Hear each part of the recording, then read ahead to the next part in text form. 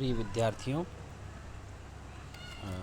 पिछली कक्षा में हमने बिहारी से संबंधित काव्य पढ़ना प्रारंभ किया था।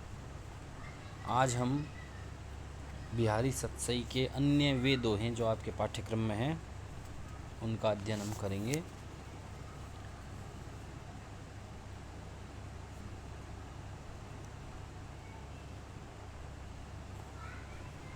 आपके पाठ्यक्रम में अगला दोहा जो है वो ये है। तो पर वारों उर्वशी सुनी राधिके सुजान, तू मोहन के उर्वशी वै उर्वशी समान। देखिए, ब्रज भाषा का लालित्य संपूर्ण ऋतुकाल में दिखाई देता है। ऋतुकालीन साहित्य की प्रधान भाषा ब्रज रही है। बिहारी सतसई के दोहे भी ब्रज भाषा में लिखे गए हैं। बिहारीदास जी इसमें नायिका जो राधा है उसकी सुंदरता का वर्णन करते हुए कहते हैं, तो पर वारों उर्वशी सुनी राधिके सुजान, तू मोहन कै उर्वशी वै उर्वशी समान। ये दोहा चित्र काव्य की श्रेणी में आता है। चित्र काव्य सबसे अधम कोटि का काव्य माना गया है। ऐसा काव्य जिसमें वाच्यार्थ प्रधान हो, वाच्यार्थ ही हो, प्रधान क्या हो, वाच्यार्थ ही हो, ऐसा काव्य चित्र काव्य कहलाता है। इसमें सीधी सीधी बात कही गई है। राधिका की सुंदरता का वर्णन किया गया है। उर्वशी अप्सरा है स्वर्गलोक की, और राधा अत्यंत सुंदर है। राधिका नायिका की प्रशंसा करते हुए नायक कहता है कि तो पर वारों उर्वशी, कि हे राधिका, सुजान, चतुर राधिका, सुंदर राधिका, सुजान का अर्थ चतुर होता है, तुम पर उर्वशी नामक स्वर्ग की अप्सरा जो है उसको न्यौछावर किया जा सकता है।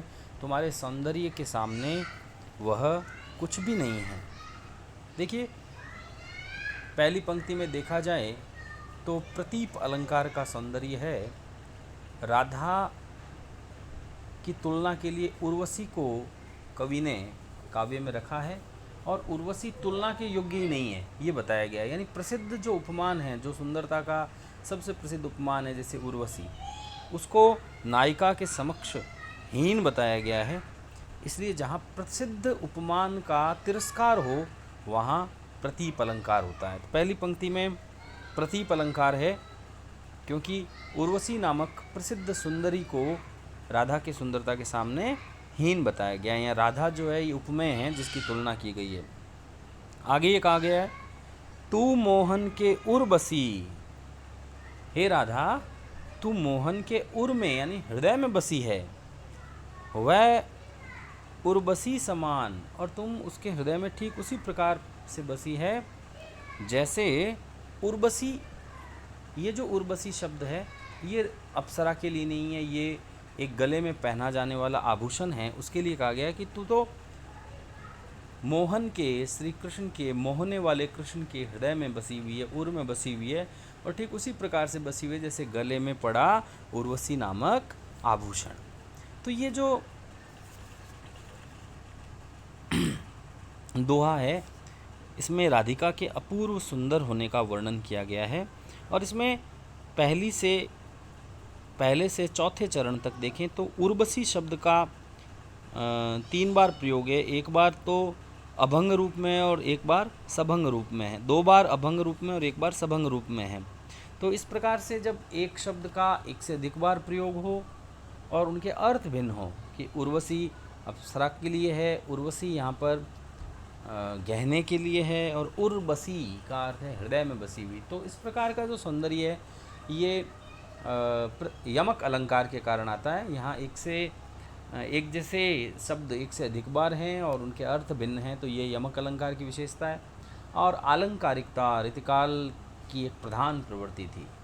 काव्यांग निरूपण, आलंकारिकता, श्रृंगार निरूपण, ये ऋतुकाल की प्रधान प्रवृत्तियों में आती है, जिसमें कवि जो है अनायास नहीं सायास अलंकारों का प्रयोग करके अपने अलंकारों के चमत्कार से शासकों को मंत्रमुग्ध कर देते थे। उसके पश्चात अगला दोहा देखिए। बतरस लालच लाल की मुरली धरी लुकाए, सोह करे बहन हंसे, दैन कहे नट जाए। ये जो दोहा है, इस दोहे में बिहारी द्वारा नायिका के जो हाव भाव हैं उनका बहुत ही खूबसूरती से चित्रण हुआ है। पहला जो दोहा पड़ा इससे पूर्व का, उसमें नायिका के सौंदर्य का वर्णन है, अनुपम सौंदर्य का वर्णन है, श्रृंगार रस का दोहा है। रस के दृष्टिकोण से देखें तो दूसरे दोहे में भी श्रृंगार रस का वर्णन है, संयोग श्रृंगार का वर्णन है, नायक और नायिका समीप हैं।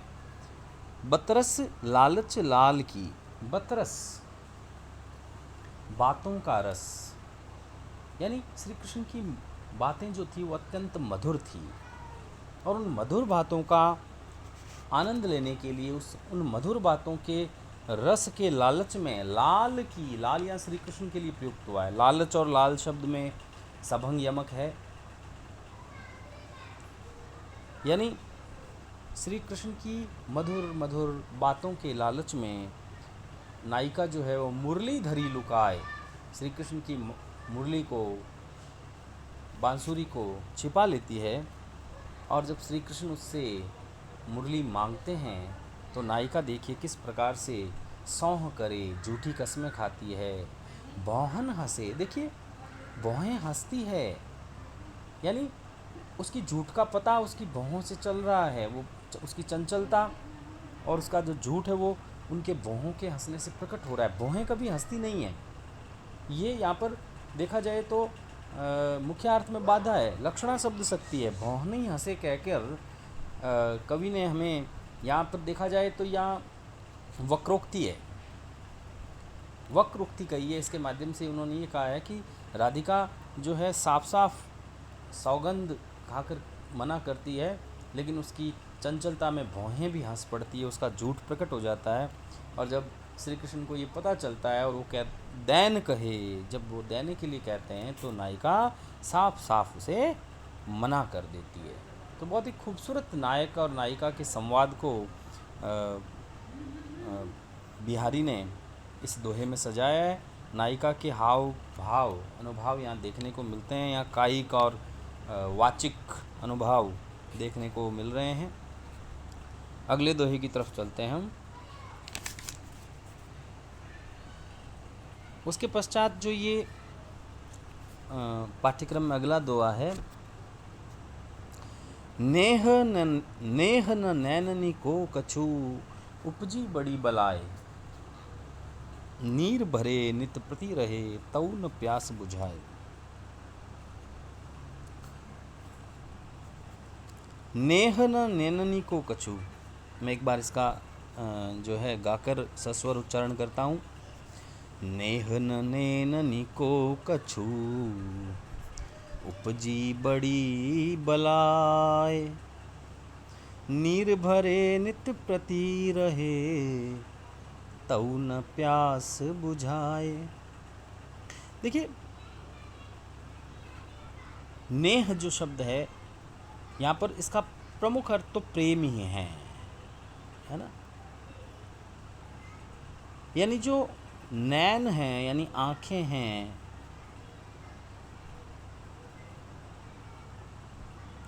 यह आँखों में जो नेह है, आँखों में जो प्रेम है, ये कोई सामान्य बात नहीं है। उपजी बड़ी बलाए, कवि यहाँ कहना चाहता है कि आँखों में जो प्रेम के कारण सदैव आंसू रूपी, नेह रूपी जो तेल भरा रहता है, यह कुछ और न होकर एक बड़ी विपत्ति है, बड़ी बला है। बला का अर्थ यहाँ, बलाय का अर्थ विपत्ति, आपत्ति है। नायिका जो है सदैव नायक की याद में आँखों में प्रेम लिए हुए है, आंसू रूपी नेह रूपी तेल को भरे हुए बैठती है। नीर भरे नित प्रति रहे, तऊ न प्यास बुझाए। यानी आँखों पर देखिए कैसी विपत्ति आई है। नीर भरे नित प्रति रहे, यानी आँखें जो है सदैव आंसू रूपी जल से भरी रहती है, फिर भी नायिका की आँखों की प्यास नहीं बुझती। यानी मतलब नायिका जो है वो नायक को देखने के लिए बेचैन है और उसकी याद में आँखों में आंसू लिए हुए। इसकी जो दूसरी पंक्ति है जिसमें तीसरा और चौथा चरण है, उसमें एक खूबसूरत सा अलंकार है जिसको हम कहते हैं विभावना, यानी कारण होते हुए भी कार्य का न होना। देखिए प्यास बुझने का कारण होता है पानी, और पानी यहाँ पर उपस्थित है लेकिन फिर भी प्यास नहीं बुझती। तो इस प्रकार के जो इस प्रकार की बात को जहाँ कारण उपस्थित हो और कार्य न हो, वहाँ आपके विभावना अलंकार माना जाता है। ब्रज भाषा के सौंदर्य में खूबसूरती से नायिका के वियोग श्रृंगार का चित्रण है। नायिका वियोग में है और अश्रु रूपी जो नेह हैं वो उसकी आंखों में भरा है, जो कि एक विपत्ति या बलाई के रूप में बताया गया है। उसके पश्चात जो अगला दोहा है उसको मैं वाचन करता हूँ। केसरी कैसरी क्यों सके चमकू कितकु अनूप, गात रूप लखी जात दूरी, जात रूप को रूप। केसरी कैसरी क्यों सके चंपकु कितकु अनूप, गात रूप लखी जातु दूरी, जात रूप को रूप। यहाँ पर हम थोड़े शब्दों का अर्थ देख लें। यानी केसरी जो शब्द है उसका अर्थ है कुमकुम, और कैसरी का अर्थ है कैसे। सरी का मतलब बराबरी करना। कितुकु शब्द का अर्थ है कितना, और गात का अर्थ है देह। जात रूप होता है, जात रूप सोने का पर्यायवाची शब्द है। नायिका के सौंदर्य की प्रशंसा की गई है, संयोग श्रृंगार का दोहा है। केसरी कैसरी क्यों सके चमकू कितकु अनूपू, यानी नायिका का जो गौर वर्ण है उसकी प्रशंसा करते हुए नायिका की सखी कहती है कि नायिका का जो रूप सौंदर्य है उसका जो गौर वर्ण है, केसरी कैसरी क्यों सके, कि केसर उसकी बराबरी कैसे कर सकता है। केसर तो उसके सामने, उसके सौंदर्य के सामने, उसके रंग के उसके देह के गौर वर्ण के सामने कुछ भी नहीं है। चमकू कितकु अनूपू, सॉरी चमकू नहीं है ये चंपकू, चंपकू कितकु अनूपू, चंपक फूल होता है। यानी चंपक जो है वो चाहे बहुत ही ज़्यादा चमकदार हो, लेकिन यहाँ पर नायिका से उसकी बराबरी, नायिका के जो देह की जो चमक है वो अत्यंत ही अनूप है, उसकी कोई उपमा नहीं दी जा सकती। चंपक जो है वह भी उसके सामने फीका है। गात रूप लखी जात दूरी, जात रूप को रूप। गात यानी नायिका की जो देह है उसका जो रूप है, सौंदर्य है। लखी जात दूरी, जात रूप को रूप। जात रूप यानी सोना। सोना जो है उसकी जो आभा है, उसकी जो चमक है, उसका जो स्वर्णिम रंग है, वह भी नायिका के देह के सौंदर्य से, उसकी स्वर्णिम आभा के सामने कुछ भी नहीं है। हमने देखा है यहाँ नायिका के सौंदर्य की अतिशयोक्तिपूर्ण प्रशंसा की गई है। अतिशयोक्ति अलंकार है, बढ़ चढ़कर वर्णन है। साथ ही यहाँ पर प्रसिद्ध उपमान जैसे केसर, चंपक और सोने को हीन बताया गया। जहाँ प्रसिद्ध उपमानों को जो है उस प्रसिद्ध उपमानों का निरादर हो, वहाँ एक और अर्थालंकार होता है जिसे हम कहते हैं प्रतीप। अगला दोहा देखें। या अनुरागी चित्त की गति समुझे नहीं कोई, ज्यों ज्यों बूढ़े श्याम रंग, त्यों त्यों उजड़ू होय। यहाँ पर कवि जो है ये हमारे मन के स्वभाव, चित्त, चित्त यानी मन होता है, अंतःकरण, और वो भी ऐसा अंतःकरण जो किसी के प्रेम में डूबा हुआ है, उसके स्वभाव की व्याख्या करने में स्वयं को असमर्थ पा रहा है। वो कह रहे हैं, या अनुरागी चित्त की गति समुझे नहीं कोई, कि उस प्रेमी हृदय की, प्रेमी अंतःकरण की, हृदय में प्रेम से सने हुए चित्त की स्वभाव को कोई समझ नहीं सकता, कोई उसकी व्याख्या नहीं कर सकता। ज्यों ज्यों बूढ़े श्याम रंग, त्यों त्यों उजड़ू होय।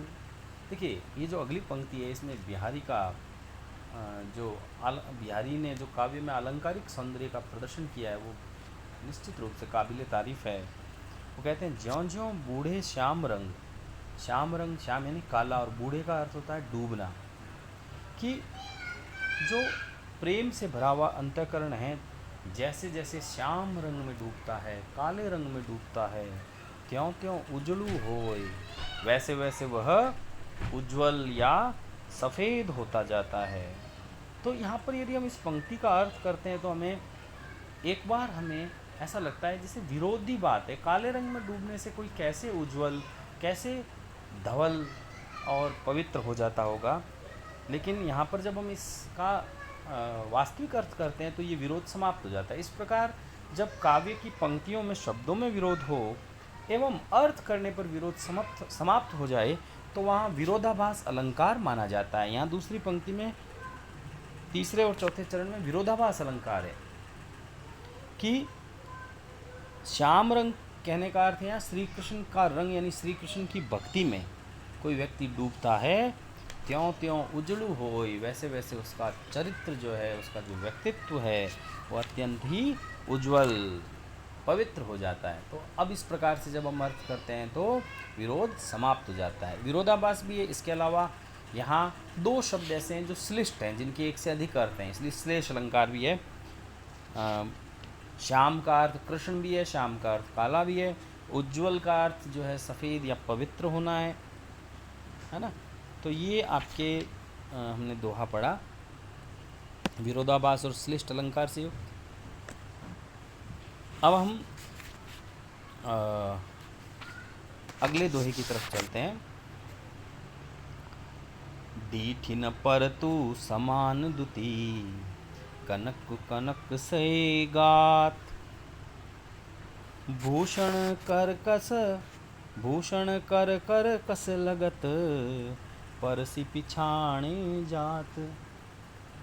देखिए नायिका जो है उसकी देह की, उसके सौंदर्य की प्रशंसा सखी कर रही है, और सखी ये प्रशंसा करती हुई कहती है कि डीठी न परतु समान दुति, कणकु कणक से गात। कणकु यानी सोना, और गात का मतलब है देह, कि नायिका की जो देह है वो इतनी सुंदर है कि वो सोने के समान है, और उसके पास सोना भी रख दें। देखिए कनक कनक शब्द का दो बार प्रयोग है लेकिन अर्थ एक जैसा है, ये लाटानुप्रास कहलाता है। जब एक शब्द दो बार आए उसका अर्थ समान हो तो वहाँ लाटानुप्रास होता है। पुनरुक्ति प्रकाश भी होता है। डीठिन परत समान दुति, कणक कणकु से गात, मतलब यहाँ मूल रूप से लाटानुप्रास ये है कि सोने के समान जो नायिका की देह है वो सोने के पास रखने पर डीठिन परत मतलब दिखाई नहीं देती है, नज़र में नहीं आती है। समान दुति, दोनों में समान चमक है, हम पहचान नहीं पाते कि सोना कौन सा है और नायिका कौन सी है। देखिए ये अतिशोक्ति है, अतिशोक्ति अलंकार तो है ही, लेकिन एक और चीज़ है यहाँ पर जिसको हम बोलते हैं कि जब दो एक जैसी दिखने वाली वस्तुएं परस्पर आ जाए और दोनों भिन्न होते हुए भी एक दिखाई दे तो वहाँ साहित्य में ऐसा वर्णन तद्गुण अलंकार के अंतर्गत माना जाता है। तो यहाँ जो पहली पंक्ति है वह तद्गुण है, लेकिन किसी कारण से बाद में किसी कारण से वो पहचान में आ जाए तो वहाँ पर अलंकार मिलित बन जाता है। तो यहाँ तद्गुण और मिलित दोनों की खूबसूरती है। पहले तद्गुण बताया गया है, फिर मिलित अलंकार। कि पहली पंक्ति में तो तद्गुण है कि सोने और सोने सी देह में हम अंतर नहीं कर पा रहे हैं कि कौन सा सोना है, कौन सा नायिका की देह है। उसके बाद में देखिए, जब हम स्पर्श करते हैं तो वो कहते हैं भूषण कर कर कस लगत परसी पिछाणे जात। मतलब नायिका ने आभूषण धारण कर रखे हैं शरीर पर, और नायिका के आभूषण नायिका के स्वर्णिम देह में मिल गए, लेकिन जब हम हाथ से स्पर्श करते हैं तो भूषण जो हैं, यानी जो गहने हैं सोने के, वो हाथ लगाते ही वहाँ उस स्थान पर हमें खुरदरा लगता है, कर्कश लगता है। तब स्पर्श करने पर हमें पहचान में होता है कि ये जो खुरदरा है ये तो गहना है, और जो खुरदरा नहीं है वो नायिका की देह है।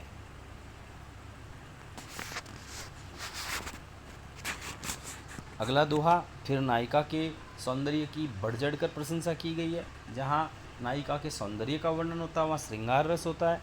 देखिए, श्रृंगार रस के माध्यम से नायिका के सौंदर्य की अतिशोक्तिपूर्ण बिहारी द्वारा किस प्रकार प्रशंसा की गई है। अंग अंग नग जगमगती दीप सिखासी देह दिया बढ़ाए हूँ रहे बड़ो उजेरो गेह। अंग अंग नग जगमगती, यानी नायिका इतनी सुंदर है कि उसका अंग अंग, उसका शरीर का प्रत्येक अंग नग के समान, जैसे विभिन्न प्रकार के जो हीरे मोती होते हैं, मणिमाणिक्य होते हैं, वैसे जगमगा रहा है। नायिका का शरीर प्रकाशवान है क्योंकि उसका प्रत्येक अंग जो है वो नग के समान है, विभिन्न प्रकार के मणिमाणिक्य सदृश है। दीप सिखासी देह, और उसकी पूरी देह जो है वो ठीक ऐसी है जैसे दिए की ज्योति, दीपक की जो ज्योति होती है आगे जली हुई, उसको दीप शिखा कहते हैं, यानी ज्योति दीप शिखा कहलाती है। तो उसकी पूरी देह जो है वो एक दिए की ज्योति या ज्वाला के समान लग रही है। तो यहाँ नायिका की देह की तुलना दीप शिखा से हुई है। तुलना जहाँ पर होती है, समानता जहाँ होती है, वहाँ उपमालंकार होता है। तो पहली पंक्ति में हमें उपमालंकार देखने को मिला है। दीप शिखा यहाँ उपमान है, नायिका की देह यहाँ उपमेय है। दिया बढ़ाए हूँ रे, देखिए अगली पंक्ति में हास्य भी है और नायिका के सौंदर्य का अतिशोक्तिपूर्ण वर्णन भी है। हास्य तो यूँ है कि हंसी आती है हमें जब हम सुनते हैं कि दिया बढ़ाए हूँ रे। दिया बढ़ाना, बढ़ाने का मतलब होता है बुझाना, कि घर में यदि हम सारे दीपक जो हैं बुझा भी दें तो नायिका इतनी प्रकाशवान है कि सारे घर में उजियारा रहता है, प्रकाश रहता है। सब प्रकार की जो रोशनी की व्यवस्था को हम बंद कर दें तो भी नायिका के अंग प्रत्यंग की के प्रकाश से और नायिका की दीप शिखा के समान जो देह है उससे पूरे घर में उजियारा रहता है। और अंतिम दोहा मैं आपको बताना चाहूँगा, बहुत ही खूबसूरत दोहा है अंतिम। लिखन बैठी जा की सभी गही गही गर्भ गरूर भयन के ते जगत के चतुर चितेरे कूर। देखिए यहाँ पर भी नायिका के सौंदर्य की बढ़ चढ़कर प्रशंसा की गई है। मतलब नायिका इतनी सुंदर है कि उसका रूप प्रतिपल बदल रहा है। मतलब हर पल के पश्चात नायिका का सौंदर्य अनुपम लगता है, हमें बढ़ा हुआ लगता है, हमें भिन्न लगता है, पहले से ज़्यादा सुंदर लगता है। इसका वर्णन करते हुए वो देखिए किस प्रकार से बड़े बड़े चित्रकारों को मूर्ख ठहरा रहे हैं। लिखन बैठी जा की सभी गही गही गर्भ गरूर। यहाँ एक शब्द है सभी, ये अरबी शब्द है। अरबी शब्द जो है इसका अर्थ ये है कि भाई इसको हम बोलते हैं चित्र, है ना। लिखन बैठी जाकी सभी गही गही गर्भ गरूर भय न केते जगत के चतुर चितेरे कूर। चतुर चितेरे यानी चतुर चित्रकार, अच्छे अच्छे चतुर चित्रकार जो हैं वो कूर साबित हो गए, विकृत बुद्धि वाले या मूर्ख साबित हो गए। कैसे? कि वो उनको बड़ा गर्व था चतुर चित्रकारों को कि हमारे सामने कोई भी वस्तु ले आओ, हम वैसा का वैसा हूबहू चित्र बना देंगे।